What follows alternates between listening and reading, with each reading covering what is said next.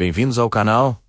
Vocês já tiveram aquele vizinho esquisito? Aquele que você quase nunca vê, que parece viver num mundo completamente diferente do seu? A história de hoje é exatamente sobre isso, mas com um toque muito mais sombrio. Imagina se mudar para um bairro novo. Tudo parece perfeito, até que você percebe que o seu vizinho da casa ao lado tem hábitos, digamos, peculiares. Ele só sai de casa no meio da madrugada. Ninguém nunca viu seu rosto durante o dia. Que tipo de trabalho ou vida alguém levaria para ter uma rotina assim? Seria ele um trabalhador noturno, um artista recluso ou algo diferente? Essa pergunta me consumiu por semanas.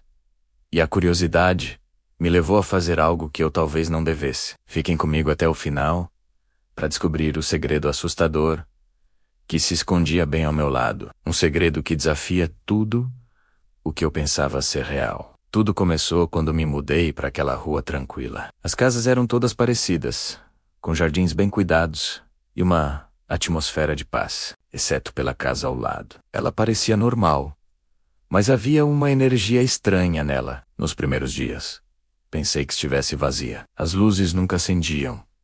A grama começava a crescer demais. Mas então, numa noite de insônia, por volta das 3 da manhã, eu vi a porta da frente se abriu lentamente. E uma silhueta alta e magra saiu. Ele não olhou para os lados, apenas caminhou em direção à rua. E desapareceu na escuridão. Fiquei intrigado. Na manhã seguinte, perguntei a outros vizinhos, como a senhora Matilde da casa da frente. Ela disse: "O novo morador, um homem muito reservado. Nunca o vi direito. Ninguém o via." Isso se tornou um padrão. Todas as noites, por volta do mesmo horário, ele saía e voltava pouco antes do amanhecer. A curiosidade virou uma obsessão. O que ele fazia? Onde ele ia? Eu comecei a vigiá-lo. Sei que parece errado, mas eu precisava entender. Instalei uma pequena câmera apontada para a porta dele. Nas gravações, a mesma cena se repetia. Ele saía, sempre usando um chapéu e um casaco longo, mesmo nas noites quentes de verão. Seu rosto ficava sempre obscurecido. Eu nunca o ouvia. Sem som de carro, sem passos, nada. Era como assistir a um filme mudo. Um dia, a correspondência dele caiu perto da minha cerca. Hesitei, mas a tentação foi mais forte. Peguei a carta. O nome no envelope era apenas Autor L, sem sobrenome. O remetente era de uma cidade que eu nunca tinha ouvido falar, um lugar minúsculo no interior. A cada pequeno detalhe, o mistério só aumentava. Ele não era apenas um recluso, ele era um fantasma que vivia na casa ao lado da minha. Eu decidi que precisava de mais. Eu precisava vê-lo de perto. A oportunidade perfeita surgiu numa noite de lua cheia. A luz prateada banhava a rua, criando sombras longas e nítidas de tudo. Das árvores, dos postes, da minha própria casa. Eu me posicionei perto da minha janela, esperando-o, e lá estava ele. Pontualmente às 3, ele saiu da casa, caminhando com aquele mesmo passo silencioso. Mas dessa vez, a luz da lua o atingiu em cheio. E foi aí que eu vi. Ou melhor, foi aí que eu não vi. Ele caminhou sob a luz forte do poste de iluminação pública. Sua figura estava lá alta e escura, mas no chão, onde deveria haver uma sombra projetada, não havia absolutamente nada. O concreto estava limpo. Iluminado, eu pisquei, achando que meus olhos estavam me enganando. Olhei para a árvore ao lado dele. Sua sombra estava lá, escura e definida. Olhei para a lixeira. Sua sombra estava lá. Mas ele não tinha sombra. Meu coração gelou. Aquilo não era normal. Aquilo não era humano. O que você faria numa situação dessas? Chamaria a polícia. Diria o quê? Meu vizinho não tem sombra. Eles me internariam? Falar com os outros vizinhos? Eles já me achavam um pouco estranho, por ser tão obcecado por ele. Eu estava sozinho nessa. O medo começou a tomar conta de mim, mas a curiosidade era como um fogo que não se apagava. Se ele não tinha sombra, o que ele era? Um vampiro. A ideia parecia ridícula. tirada de um filme B. Mas o que mais poderia explicar aquilo? Eu precisava de provas, algo concreto. Minha obsessão me levou ao próximo passo, um passo perigoso. Eu decidi entrar na casa dele. Eu esperaria ele sair na madrugada seguinte e usaria a chave mestra que um amigo serralheiro tinha me dado para emergências. Era arriscado, era ilegal, mas eu sentia que minha sanidade dependia de desvendar aquele mistério. Na noite seguinte, o ar estava pesado. Cada barulho da rua me fazia pular. Eu vi sua silhueta sair e desaparecer na escuridão. Meu coração batia tão forte que parecia que ia sair pela boca. Corri até a porta dele. A chave girou na fechadura com um clique alto que ecoou no silêncio da noite. Empurrei a porta e entrei. O interior da casa era ainda mais estranho do que eu imaginava. Estava praticamente vazia. Não havia móveis na sala, nem na cozinha. Apenas poeira e o cheiro de mofo. Subi as escadas, rangendo a cada passo. Havia apenas um quarto com a porta fechada. Respirei fundo e a abri. O quarto também estava vazio, exceto por uma única coisa no centro.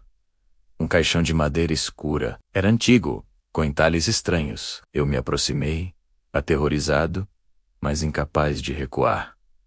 A tampa estava fechada. Eu sabia que não devia, mas minha mão se moveu sozinha. Eu tinha que ver o que estava dentro. Com as mãos trêmulas, empurrei a tampa pesada. Ela se moveu com um rangido pavoroso. E dentro não havia um corpo. Estava cheio de terra escura e úmida. E sobre a terra havia dezenas de fotografias antigas, em preto e branco, fotos da minha rua. Mas elas eram dos anos 40, 50, 60. Em cada foto, de cada década diferente, em frente àquela mesma casa, estava ele. O mesmo homem, com o mesmo casaco, o mesmo chapéu.